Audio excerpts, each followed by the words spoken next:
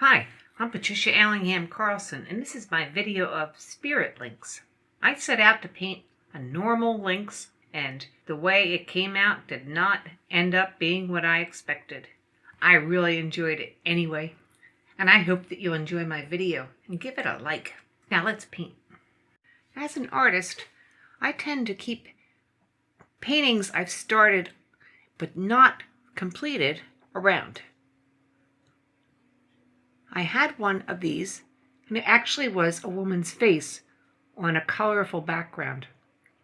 I had the opportunity to start a lynx on this same painting, and I'm covering over the woman's face and drawing on the lynx. I'm using Conte crayon and white pastel for the drawing, and then I'm going over the whole thing with some paint to make a sketch in paint. It took me a while to get the lynx's face correct, and I did a lot of revisions. My original idea was to make a lynx in black and white on this very colorful background. Of course, that ended up being changed as I went.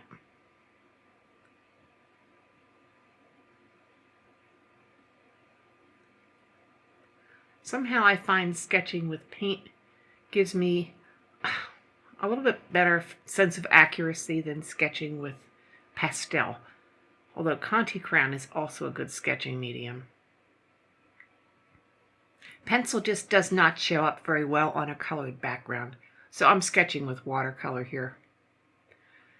As I'm sketching, I started out with a very gray color to sketch in, and immediately started sketching with burnt sienna, as you see right now on the ear. Since that was what seemed correct to me, then I just gave up on my black and white idea and just started sketching with whatever colors felt right at that place on the creature. I'd never painted a lynx before, and I was very excited to try this gorgeous, gorgeous animal.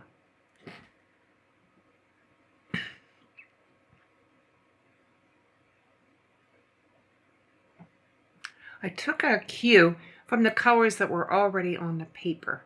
So if there was a little green in that part of the ear, I went ahead and made it much more green. What I really was doing was feeling free to paint whatever I felt like.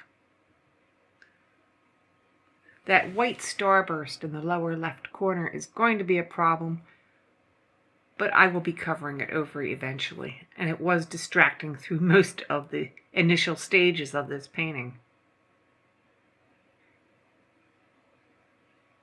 I think the nose was the hardest part to get just right. The muzzle, rather, on this big cat.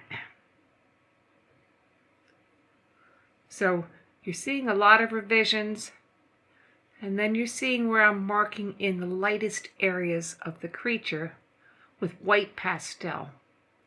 I will be going over all of that white with white gouache.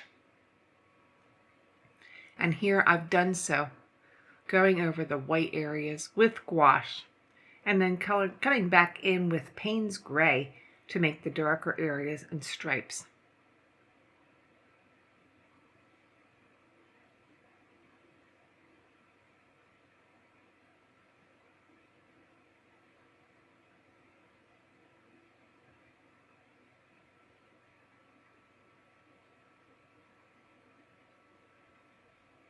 The starburst is beginning to be covered over. And the gouache, mixed with watercolor, gives me some good opaque cover-up type coloring.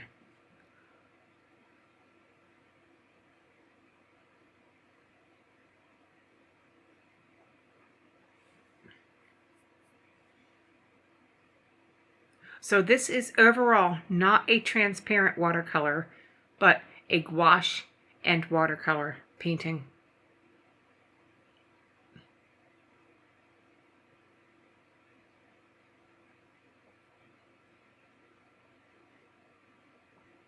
When I work on the eyes of a creature, I try very hard to allow them to look somewhat illuminated from within by putting the lightest areas close to the pupil and becoming much darker on the outer edges and under the top lid.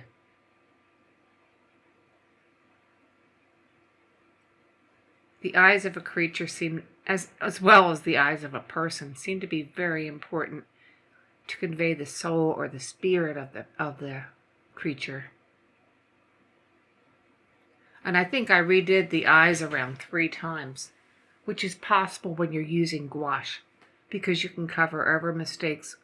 You can also lift paint to fix mistakes.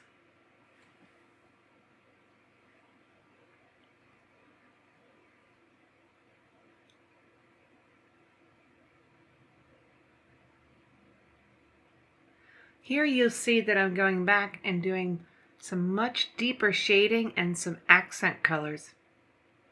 I'm working around the ears, the side of the face, the nostrils, and adding my really deep lynx ears, which I think are so beautifully shaped and formed.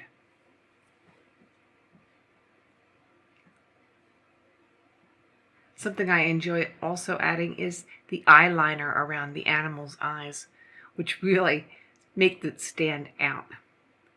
And I really don't mean makeup eyeliner, I mean the natural coloring that the animal has. Makes the eyes so beautiful. The stripes were a really fun challenge to get right.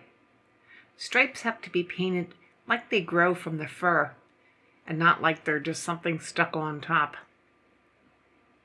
So there's a lot of blending and shading of these stripes to try to get them right.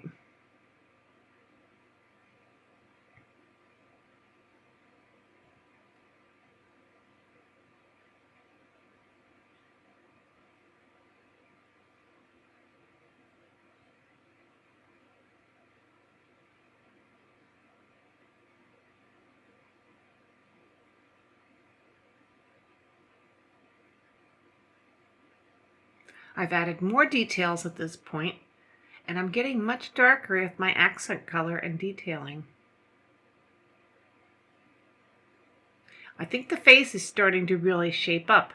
Now you'll note the body is still very undeveloped, and that's where I turned my next focus on.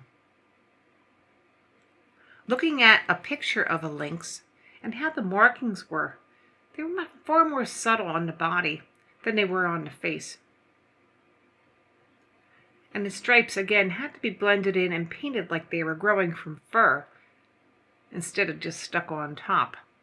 There was a lot of very subtle muscles and folds in this large shoulder and front leg crouched over of the lynx.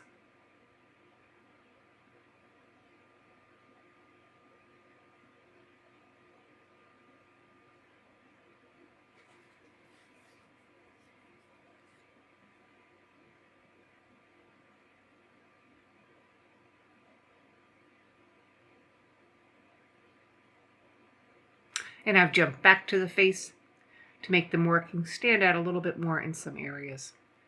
I'm trying to work on the muzzle and make it appear to be 3-dimensional and come out from the face as opposed to being flat.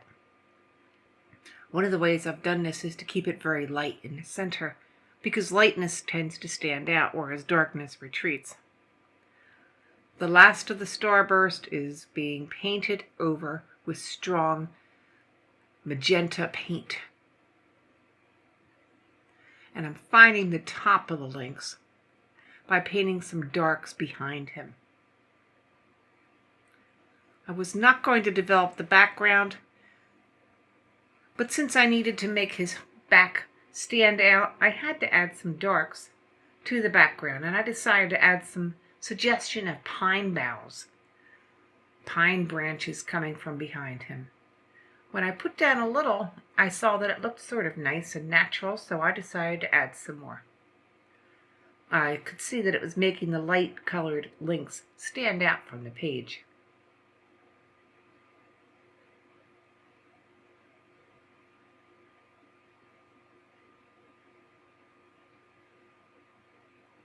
But I kept my very bright, unusual colors for the background as well, because that's what I wanted to do. It did not feel like a strictly natural painting of a lynx in nature. Certainly far more colorful than that. So I continued to go with the feeling of the lynx.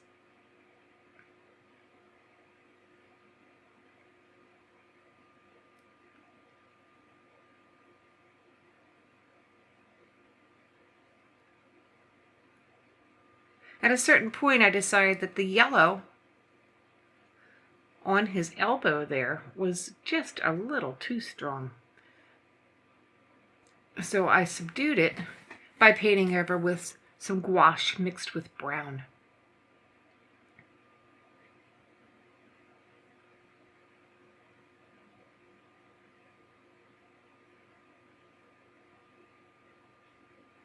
I made the elbow stand out from the body by painting darkness next to it and behind it.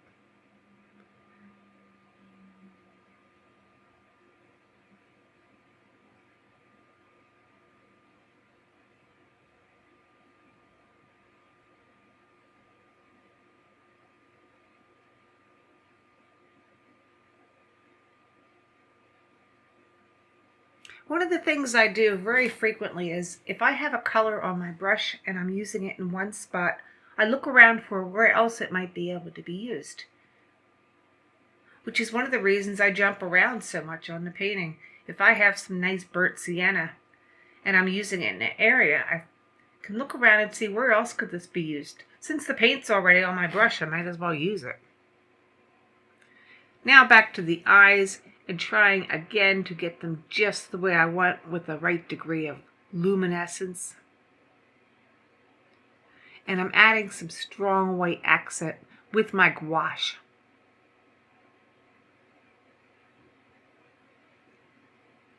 Sometimes the white paint will mix with the color underneath and lose its brilliant whiteness, and it will take several layers to get it to the point where I want it. As I paint the white, I do also blend it with my finger and with my brush, and that takes it down in brilliance. So it needs to be reestablished. I'm using the white in many places for accents, for highlights, to show areas I really want to stand out.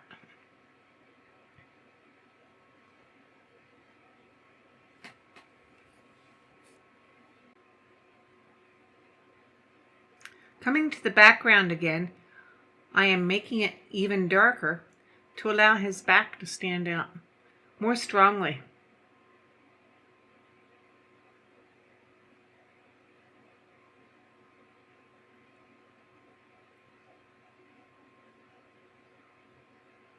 And I'm using mainly Hooker's Green Dark.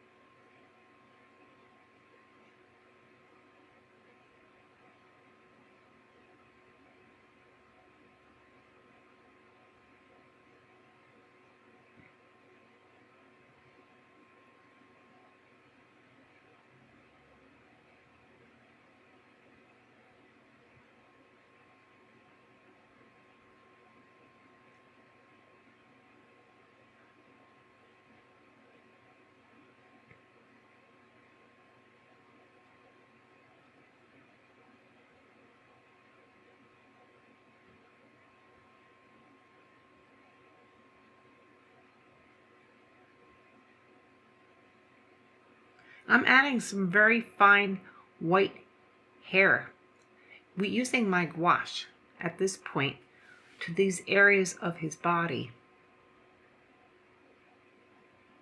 I like how it looks on what we call the feathers coming down from his arm.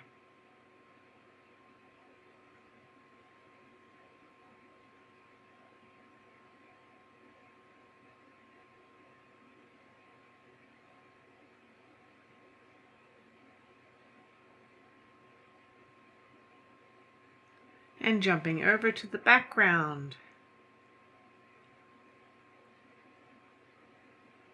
Since I sort of liked the white on the feathers of his arm, I decided to add some white to the background, along with some nice colors. The white on top of the watercolor paint, the gouache, adds a nice opaque quality to some spots. And then I began to paint some pine needles in the white paint, which blends with the colorful watercolor paint.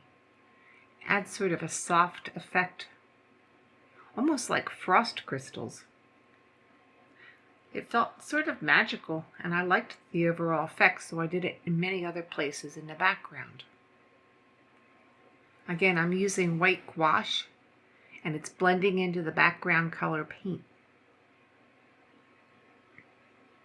And now I'm adding some white hairs into some other parts of his fur on his face, using my gouache and a thin brush.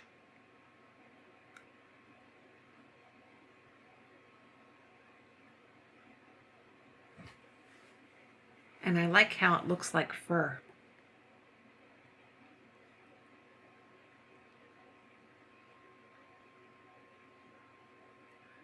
At this point, the white gouache is beginning to take the yellow down in that one elbow section and shoulder section.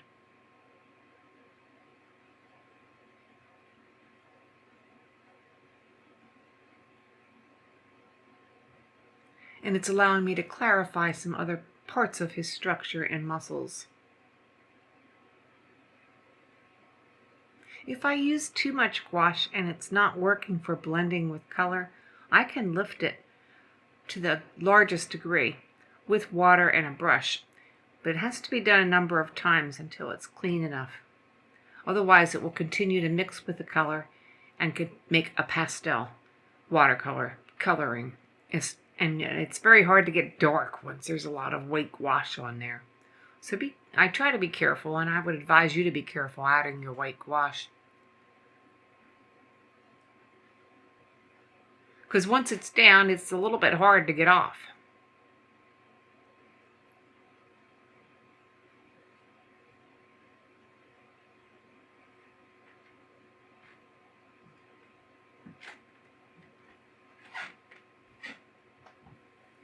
I'm going back and adding more accent darks.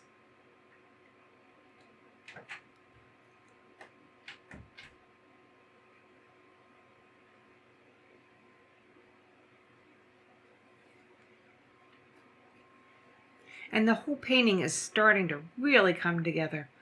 I enjoyed painting this one immensely. And one of the things I focused on was trying to capture the beautiful innocence of the creature. And I was sort of happy with how he came out. I didn't want him to look like an evil predator. I wanted him to look like a beautiful creature of nature.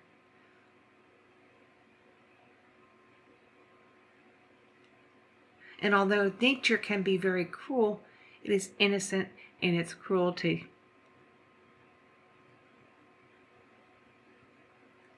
It is a matter of survival and nothing more.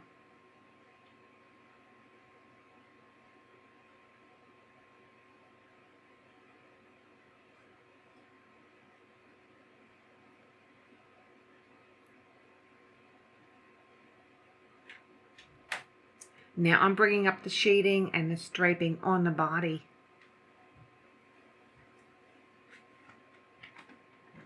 I'm getting close to being done.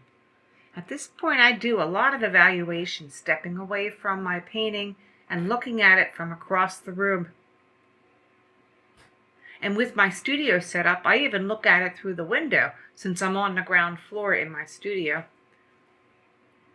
And looking at it through the window gives me another perspective entirely.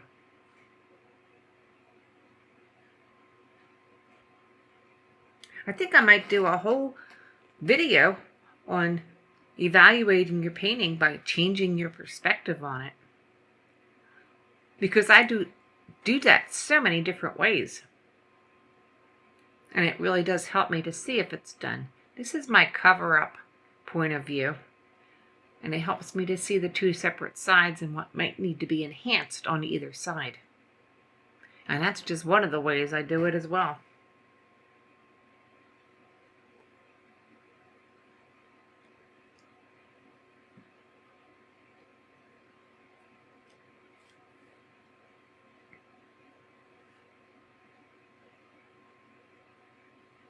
I should also give you a little recommendation. If you're using white gouache with watercolor paint, make sure your brush is really clean, because if you take the white gouache into your paint, it's going to make your paints opaque. It will mix together with them in the palette. And you don't want to do that unless you want to mess up some future paintings when you want to have something transparent. Another cover-up, another evaluation. And I'm liking. I sign it, and it's done. And the end. I hope you enjoyed my video, Spirit Lynx. Please give it a thumbs up if you liked it, and subscribe below. You can ring the bell so you don't miss any future videos. If you hit the Show More button, you'll see additional links to some of the products I use on my Facebook art page, my art blog, and my product store. Your comments are always welcome, and I'll see you next video.